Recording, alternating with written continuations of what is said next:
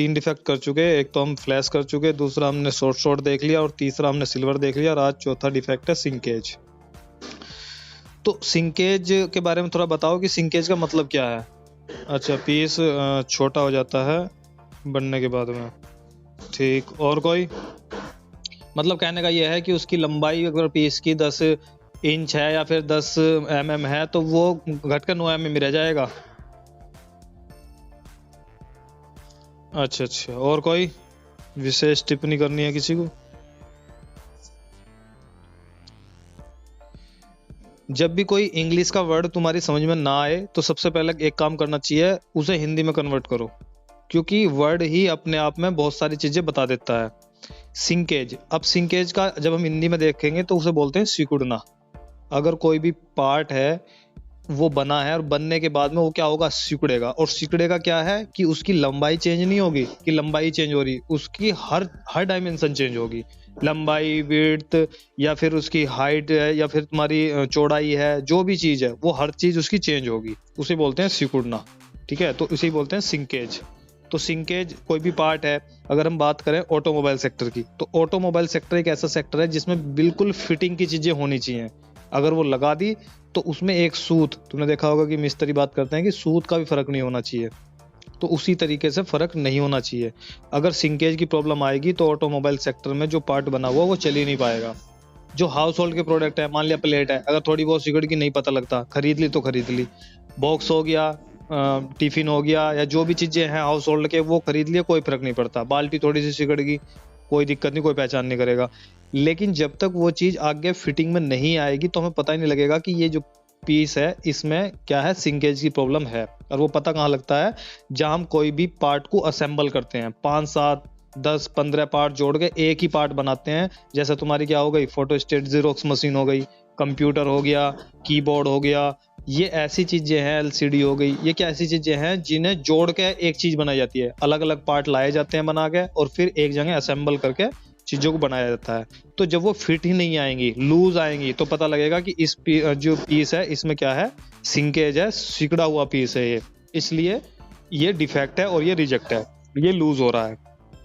तो अब सिंकेज की प्रॉब्लम आती कैसे कैसे है। तुमने एक चीज देखी होगी, वो जो रबड़ आती थी एक, जो गुब्बारे में बांधी जाती थी, देखी होगी किसी ने, उसे खींच लो तो बढ़ जाती थी और छोड़ दो तो फिर वो छोटी हो जाती थी। अब एक बात बताओ कि मान लो वो रबड़ क्या है हमारी 10 mm, या मान लो कि 10 इंच की रबड़ है, और 10 इंच की हमने खींचा और खींचने के बाद में वो 20 इंच की होगी, और जैसे हमने छोटा तो वो फिर से 10 पे आकर रुक गई और हमारे हाथ में चोट भी मार दी उसने। खींच के वो जब छोड़ते हैं तो वो एक तरीके से प्लास्टिक होती है। तो अब वो 10 से नीचे नहीं आती कभी भी, कितनी भी खींच लो 20 तो हो जाएगी, लेकिन 10 से नीचे नहीं आएगी। ऐसा नहीं है कि वो 5 इंच की हो गई, ऐसा नहीं होता कभी भी। क्यों? क्योंकि उसकी जो बनावट है, उसमें जो मटेरियल यूज हुआ है वो 5 mm के बराबर हुआ है। बात को समझना अगर दिमाग हो थोड़ा बहुत कोई से में। तो अगर हमने क्या किया, 10 इंच की जो थी वो 20 की हो गई, लेकिन 5 की नहीं हुई, कितना भी कुछ कर लिया हमने, तो वो जो उसमें मटेरियल यूज हुआ है, ग्राम में हुआ है, जितना भी हुआ, वो इतना हुआ है कि वो 10 mm पे या 10 इंच पे वो रुक सके, उससे नीचे नहीं सिकुड़न होगी उसमें। तो अब हमें इससे क्या ज्ञान मिला, इससे हमें यह मिला, जब हम पार्ट बनाते हैं प्लास्टिक का, अगर हम उसमें सफिशिएंट मटेरियल यूज करते हैं, मान लिया 100 ग्राम मटेरियल यूज होना है तो 100 ही ग्राम अगर हम करेंगे तो उसमें पार्ट में जो सिकुड़न आएगी, सिंकेज आएगी, वो नहीं आएगी। क्यों? क्योंकि उतना मटेरियल हमारे पास है उसमें।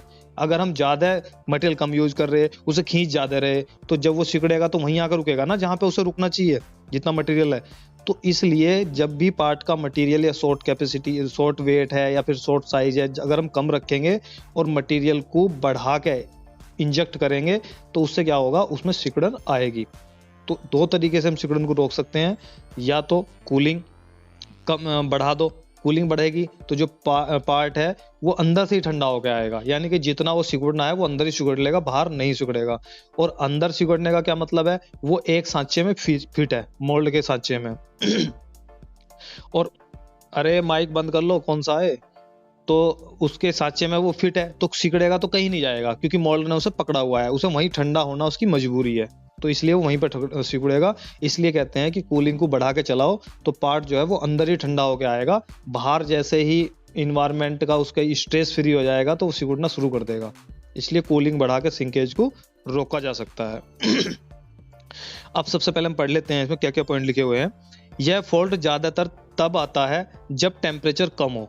वही बात है, हमने क्या कर दिया, टेम्परेचर जो है कम कर दिया और वो जो है इसकी प्रॉब्लम हमारे आने लगी। इंजेक्शन प्रेशर कम होगा तो भी ये फॉल्ट आ सकता है। इंजेक्शन स्पीड अधिक होगी तो भी ये आएगा। कूलिंग कम होने पर मेन फैक्टर क्या है, मैं तुम्हें मेन फैक्टर बताता चलूंगा कि कूलिंग कम। तो जब भी कहीं सिंकेज आ रही हो तो तुम्हें क्या करना चाहिए, कूलिंग को बढ़ा लेना चाहिए अगर सिंकेज की प्रॉब्लम है तो।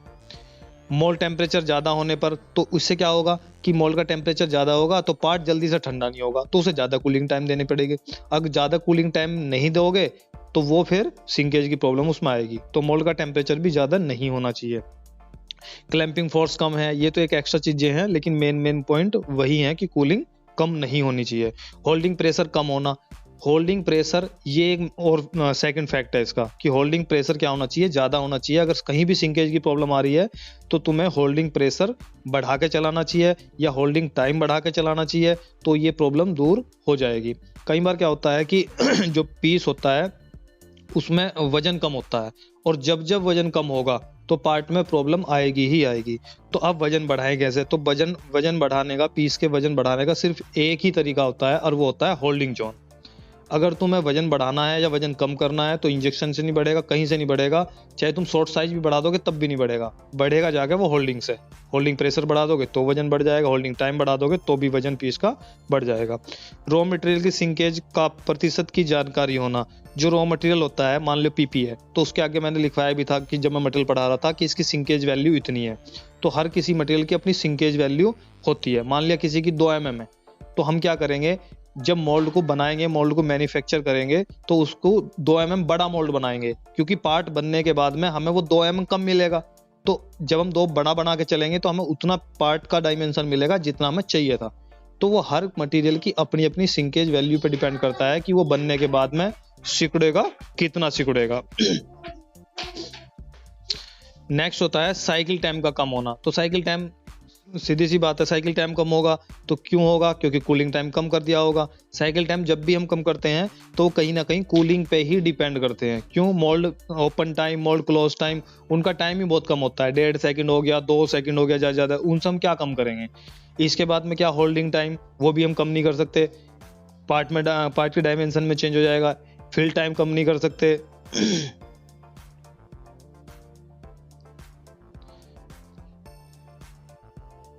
फिल टाइम कम नहीं कर सकते तो उसमें भी एक प्रॉब्लम आती है।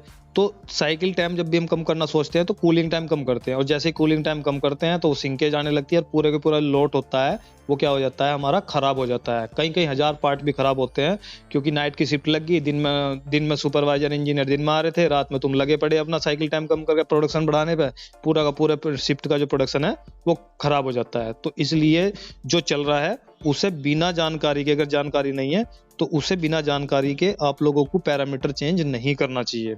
ठीक है, तो सिंकेज समझ में आया सभी को? हाँ, ऐसा आया समझ में? सभी को आ गया ना? एक बार बता दो मुझे, सभी कुछ पूछना है तो बताओ सिंकेज में। ठीक है, नेक्स्ट है वेल्ड लाइन। इसके बारे में थोड़ा बताओ मुझे, वेल्ड लाइन क्या समझते हो, क्या हो वेल्ड लाइन से? और जरूरी नहीं प्लास्टिक के फील्ड में, जो भी चीजें तुम कहीं पर भी पढ़ते हो वो प्रकृति में ऑलरेडी होती हैं, जो तुमने देखी होती हैं। तो वेल्ड लाइन भी देखी होगी, जब लोहे को वेल्ड करते हैं तो तुमने उसमें वेल्ड लाइन आती है, जोड़ सा दिखाई देता है, उसे क्या बोलते हैं, वेल्ड लाइन। जब हम मेटल पे वेल्ड कर रहे हैं, 2 पार्ट को जोड़ रहे हैं, 2 हिस्सों को जोड़ रहे हैं, तो उसके बीच में जो वेल्ड लाइन आती है उसे मेटल की वेल्ड लाइन बोलते हैं। और जब हम प्लास्टिक की बात करते हैं तो प्लास्टिक में जब वेल्ड लाइन आती है तो उसे हम प्लास्टिक की वेल्ड लाइन बोलते हैं। तो वेल्ड लाइन का मतलब क्या होता है, जब हम मटेरियल को मोल्ड के अंदर इंजेक्ट करते हैं, तो जब मोल्ड के अंदर इंजेक्ट करेंगे तो बैरल और मोल्ड का टेम्परेचर में क्या होता है, डिफरेंस होता है काफ़ी सारा। अगर मोल्ड की बात करें हम तो हो सकता है कि 80 पे चला रखा हो, 50 टेम्परेचर हो, 60 टेम्परेचर हो, लेकिन जब हम बात करते हैं किसकी, बैरल की, तो वो 200 से ऊपर होता है ज़्यादातर मटेरियल का। तो 200 में और 50 में तो बहुत सारा अंतर है। तो जब 200 टेम्परेचर का मटेरियल 50 टेम्परेचर के मोल्ड के अंदर जाएगा तो धीरे धीरे ठंडा होने लगेगा। तो जब ठंडा होने लगेगा, जब कोई भी लिक्विड है अगर वो बिल्कुल डाइल्यूट है, तो जब उसे मिलाओगे, एक से दूसरे में मिलाओगे तो बीच में कोई जोड़ नहीं दिखाई देगा अगर टेम्परेचर अच्छा खासा है। लेकिन अगर हम ठंडे को मिलाते हैं तो उसमें क्या दिखाई देगा, जोड़ दिखाई देगा। तो जब मटेरियल हमारा मोल्ड के अंदर जाता है तो वो क्या चारों दिशाओं में घुस जाता है, ऊपर से भी भरता है, नीचे से भरता है, साइड से, हर डायमेंशन से वो फिल होता है। तो जब वो मटेरियल पार्ट के एंड में जाके, जहाँ पे वेंटिंग होती है वहां पे जाके वो मिलता है आपस में तो जब तक मटेरियल ठंडा हो चुका होता है, पूरी तरीके से नहीं, बैरल से मोल्ड के अंदर कुछ ना कुछ डिफरेंस उसमें पड़ जाता है। और वो जो डिफरेंस पड़ता है तो वो प्रॉपर एक जो मॉलिक्यूल होंगे वो आपस में मिक्स नहीं होंगे, और मिक्स नहीं होंगे तो वहां पे एक लाइन दिखाई देगी जिसे हम क्या बोलते हैं, वेल्ड लाइन बोलते हैं। लोहे पे भी होती है, जब हम वेल्ड करके जोड़ते हैं तो उसे वेल्ड लाइन बोलते हैं, और प्लास्टिक के पार्ट पे भी होती है जिसे हम वेल्ड लाइन बोलते हैं। ये यहाँ पर दिखाई दे रही होंगी तुम्हें, पार्ट दिखाई दे रहा होगा जहाँ पे गेट लिखा हुआ है, फ्लो पैटर्न, वेल्ड लाइन। तो ये एक लाइन सी यहाँ पे दिखाई दे रही है, दिख रही सभी को। तो अब इसके देख लेते हैं कॉज, यानी कि कारण क्या हो सकते हैं वेल्ड लाइन आने के। लो प्रोसेसिंग टेम्परेचर, अगर प्रोसेसिंग टेम्परेचर कम है तो वहां पे पहुंचते पहुंचते एक तो मोल्ड में जाकर उसे और कम हो जाना है क्योंकि मोल्ड ठंडा है, और बैरल का टेम्परेचर ऑलरेडी पहले से कम है, तो मोल्ड में जाते जाते और ठंडा होगा। तो अगर तुम्हारा प्रोसेसिंग टेम्परेचर कम है तो भी वेल्ड लाइन की प्रॉब्लम आती है। लो मोल्ड टेम्परेचर मैं बता ही चुका हूँ, मोल्ड का टेम्परेचर कम है तो वेल्ड लाइन आएगी आएगी। लो इंजेक्शन प्रेशर, क्योंकि इंजेक्शन प्रेशर कम होगा तो जल्दी से मोल्ड के अंदर मटेरियल नहीं भरेगा, और जितना लेट होगा उतना मटेरियल ठंडा होता जाएगा, और जितना ठंडा होता जाएगा उतनी वेल्ड लाइन की प्रॉब्लम बढ़ती जाएगी। इसलिए हमें मोल्ड के अंदर मटेरियल को स्पीड से जल्दी भरना चाहिए अगर वेल्ड लाइन से बचना है। लो इंजेक्शन स्पीड, इंजेक्शन स्पीड कम है, जा रहा अपना डांस करते हुए तो वो जल्दी जल्दी जाएगा नहीं, ठंडा हो जाएगा, तो वो भी प्रॉब्लम आ जाएगी। लो होल्डिंग प्रेशर है तब भी वेल्ड लाइन की प्रॉब्लम आएगी। लो होल्डिंग स्पीड है तो भी आएगी। मोल्ड वेल्टिंग ब्लॉक है, जहां से मोल्ड के अंदर एयर निकलती है, तो अगर वो ब्लॉक है तो एयर निकलेगी नहीं, मटेरियल अंदर जाएगा नहीं।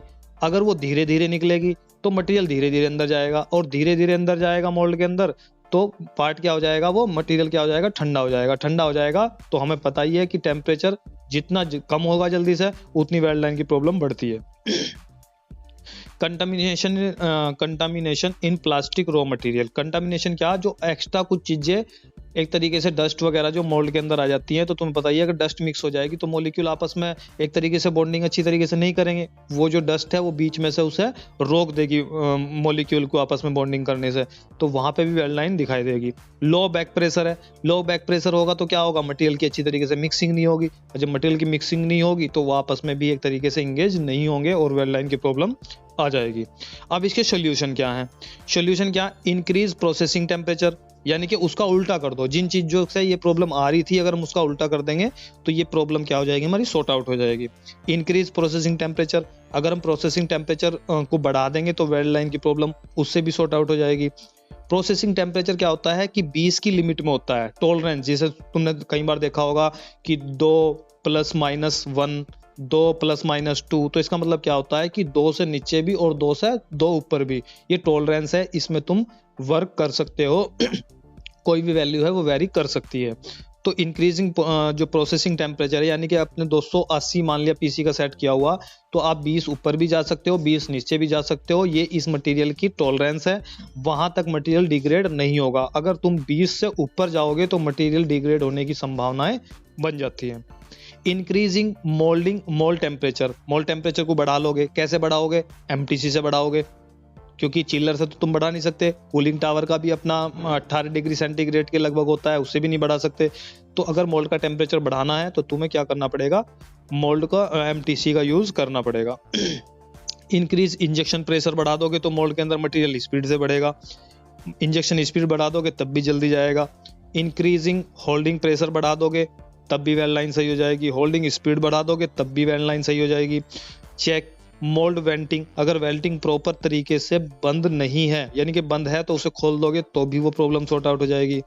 रिमूव द कंटामिनेशन, मटेरियल तुम्हारा क्या होना चाहिए, बिल्कुल प्योर होना चाहिए, फ्रेश होना चाहिए, उसमें किसी भी तरह की डस्ट वगैरह नहीं होनी चाहिए, तो भी ये प्रॉब्लम कहीं ना कहीं सॉर्ट आउट हो जाती है। इंक्रीज बैक प्रेशर को उतना नहीं बढ़ाना जितनी उसकी वैल्यू पीएलसी में होती है, ज्यादा 6-8 ज्यादा से ज्यादा रखा जाता है। तो अगर आप लोगों का जो मटेरियल है उसकी मिक्सिंग प्रॉपर होगी तो भी वेल्ड लाइन की प्रॉब्लम सॉर्ट आउट हो जाएगी। ठीक है, ये जितनी भी चीजें हैं अगर तुम्हें सही से दिखाई दे रहा तो स्क्रीनशॉट ले लिया करो, वरना मुझे बता दिया करो, मैं स्क्रीनशॉट लेकर इसकी पीडीएफ आपको भेज दिया करूंगा। इतनी बात समझ में आई हो तो बताओ मुझे जल्दी करके।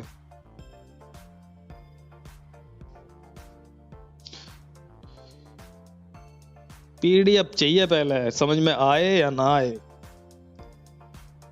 आ गए फिर तो सही है, चलो। और किसी की कोई प्रॉब्लम हो कि नहीं आई हो? ठीक है, तो नेक्स्ट देखते हैं दूसरा डिफेक्ट।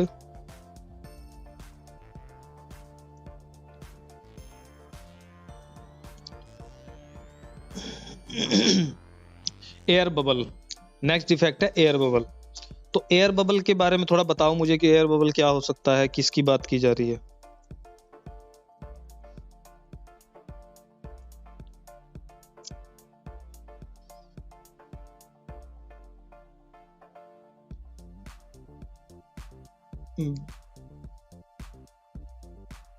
गाना तो बड़ा चला रखा था ने।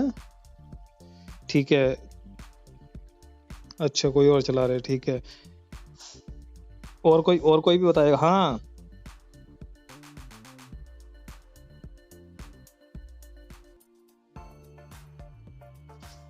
हाँ हाँ हाँ, बुलबुले बुलबुले टाइप होते हैं, छोटे छोटे।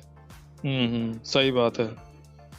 एयर बबल, तो एयर बबल जब भी हमारे मटेरियल के अंदर एयर ट्रैप हो जाएगी, फंस जाएगी, तो अब उसके निकलने का रास्ता कहीं नहीं है, तो वो जो वैक्यूम क्रिएट हो गया तो उसे हम क्या बोलते हैं? एयर बबल बोलते हैं। अब एयर बबल, वो जो एयर ट्रैप हुई है वो हुई क्यों है? हुई इसलिए क्योंकि एयर कहीं ना कहीं से आई है। अब हमें ये पता होना चाहिए कि एयर आएगी कहाँ से। जब हमारे मटेरियल के अंदर क्या होगी? मॉइस्चर होगी। तो मॉइस्चर होगी तो तब वो जलेगा। मान लिया कोई भी पानी है, तो पानी जलता है तो किस फॉर्म में चेंज होता है? वेपर की फॉर्म में, वाष्प अवस्था में चेंज हो जाता है। और भाप भी क्या होती है? एयर ही तो होती है वो भी। तो अगर हमारे मटेरियल में क्या होगी? नमी होगी, तो भी क्या हो जाएगा? एयर ट्रैप होगी अंदर और एयर बबल बनेगा। पहली चीज ये हो गई। दूसरी चीज क्या होगी? जब हम आरपीएम को बढ़ाते हैं, तो आरपीएम हमारी ज्यादा तेजी से जब मटेरियल घूमता है तो उसके बीच में वैक्यूम क्रिएट होता है कहीं कहीं, और वो जो एयर बनती है वो मटेरियल के अंदर मिक्स हो जाती है और वो ही मटेरियल के अंदर मोल्ड में चली जाती है और जगह जगह वो एयर ट्रैप हो जाती है और उससे भी क्या बनते हैं? एयर बबल बनते हैं। ये प्रॉब्लम हो गई। सेकंड थिंग क्या होती है कि जब तुमने मान लिया एयर है मतलब नोजल का जो गेट होता है, आपने क्या किया कि सक बैक ले लिया। ठीक है, सक बैक पता ही होगा कि रिफिलिंग के बाद में जब स्क्रू बिना घूमे, बिना रोटेट के पीछे जाता है, तो आपने देखा होगा कि जब भी हम एक पिचकारी रखते हैं, होली के टाइम पे देखा होगा, पिचकारी रखते हैं, जब पीछे खींचते हैं तो आगे से हवा भी आती है उसमें अंदर। तो जब हम सक बैक लेंगे तो नोजल के रास्ते बैरल के अंदर एयर भी आ जाती है, और वो एयर कहाँ जाती है? फिर वो अंदर एयर कहाँ जाती है? मोल्ड के अंदर जाती है, और वो कहीं ना कहीं ट्रैप हो जाती है और वहीं में पार्ट के बीच में फंस के रह जाती है, और उसे हम क्या बोलते हैं? एयर बबल बोलते हैं। और जब पार्ट के बीच में एयर बबल आएंगे तो वहीं से पार्ट क्या हो जाएगा? वो कमजोर हो जाएगा, वीकनेस उसमें आ जाएगी, और वो कभी भी टूट भी सकता है अगर थोड़ा भी लोड पड़ा। तो एयर बबल एक डिफेक्ट के तौर पे माना जाता है। और ये जो एयर बबल हो गया, शॉर्ट्स हो गया, फ्लैश को एक बार चला लेते हैं। फ्लैश को क्यों चला लेते हैं? क्योंकि उसकी कटिंग हो जाती है, लेकिन शॉर्ट को नहीं चलाते। कभी भी तुम जब इंडस्ट्री में काम करोगे और तुम जो क्वालिटी चेक करने के लिए आएगा, उसे क्या मिल गया? अगर उसे फ्लैश मिल गया, वो छोड़ देगा होल्ड करे बिना, कह देगा ठीक है काट दो आप इसे। लेकिन अगर उसे शॉर्ट मिल गया तो पूरी बीन को तुम्हारी होल्ड कर देगा। क्यों? क्योंकि शॉर्ट एक ऐसा डिफेक्ट है जो चलने लायक है ही नहीं है कहीं से कहीं तक भी। ठीक, उसके बाद में बबल आ गया, उसके लिए भी थोड़ा बहुत छोड़ देगा, लेकिन वो भी डिफेक्ट चलने लायक नहीं है। सिल्वर की बात कर ली, सिल्वर आ गया तो उस पर क्या, ऑटोमोबाइल सेक्टर में काम कर रहे हो तो उस पर पेंट हो जाता है। तुमने देखा होगा कि गाड़ी हो, फोर व्हीलर होगी, तो उस पर सब पे पेंट होता है प्लास्टिक पे, इस पे ब्लैक है, कहीं पे व्हाइट है, तो वहां पे चीजें चल जाती हैं। लेकिन कुछ डिफेक्ट ऐसे होते हैं जो चलने लायक होते ही नहीं है, इसीलिए इन्हें डिफेक्ट की कैटेगरी में रखा गया है। और अगर जैसे सिकुड़ना यानी कि सिंकेज आ गई, तो सिंकेज आ गई तो जब पार्ट फिट ही नहीं होगा कहीं पे जाके, तो इस डिफेक्ट का हमें चला कर करना क्या है? हमारा लॉट ही रिजेक्ट हो जाएगा।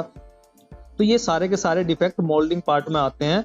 तुम्हारे घरों में जो भी चीजें प्लास्टिक की होंगी, तुम्हें कुछ ना कुछ डिफेक्ट उसमें देखने को मिल जाएगा। पहले नहीं मिलता होगा क्योंकि तुमने कोई कोर्स ही नहीं किया था, लेकिन अब बहुत सारी चीजें तुम्हें फ्लैश वगैरह, वेल्ड लाइन, बबल है, ये सारी चीजें देखने को मिल जाएंगी। अगर आप देखोगे तो मुझे बताना क्या क्या चीजें देखने को मिली तुम्हें। तो बात करते हैं एयर बबल आता किस किस वजह से है। रॉ मटेरियल कम होने पर, ये तो एक कॉमन सा फैक्ट हो गया, ये तुम्हें इंटरव्यू में भी नहीं बताना, मैं ऐसे ही तुम्हें बता रहा हूँ। इंजेक्शन प्रेशर अधिक होने पर, रॉ मटेरियल में मॉइस्चर होने पर, मेन पॉइंट आया रॉ मटेरियल में मॉइस्चर होने पर, तो ये आप बोल सकते हो। मोल्ड टेम्परेचर अधिक होने पर भी आ जाता है। और बैरल टेम्परेचर अधिक होने पर भी, क्योंकि तुमने देखा होगा जब मटेरियल जलता है तो कहीं ना कहीं उसमें उबाल से आते हैं, तुमने बुलबुले से बनते देखे होंगे। कोई भी दाल वगैरह या तुम ही तो उबाल रहे हो, कोई भी लिक्विड है तो उसमें बुलबुले से बनते हैं। तो बुलबुले क्या है, वो एयर होती है, और एयर है वो मटेरियल में मिक्स हो जाएगी, ट्रैप हो जाएगी।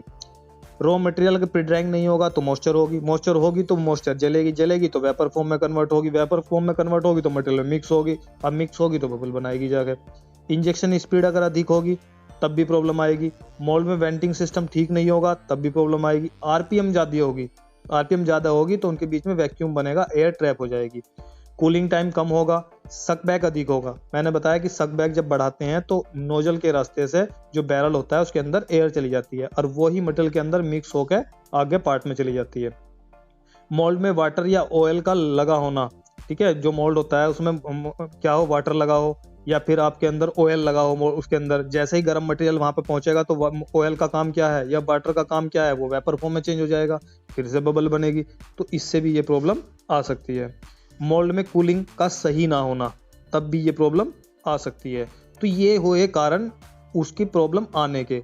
लेकिन अब सही कैसे करोगे कि जो इंजेक्शन प्रेशर है उसे आपको एक लिमिट में रखना चाहिए, कंट्रोल रखना चाहिए, रॉ मटेरियल मॉइस्चर नहीं होनी चाहिए, टेम्परेचर एक फिक्स होना चाहिए जितना टेम्परेचर आपको देना है, मटेरियल प्री ड्राइंग होना चाहिए, इंजेक्शन स्पीड कम नहीं हो, अधिक नहीं होनी चाहिए, ठीक है, आरपीएम ज़्यादा ना हो, 40 से 55, 45, 55 तक चलाओ, कोई दिक्कत नहीं है।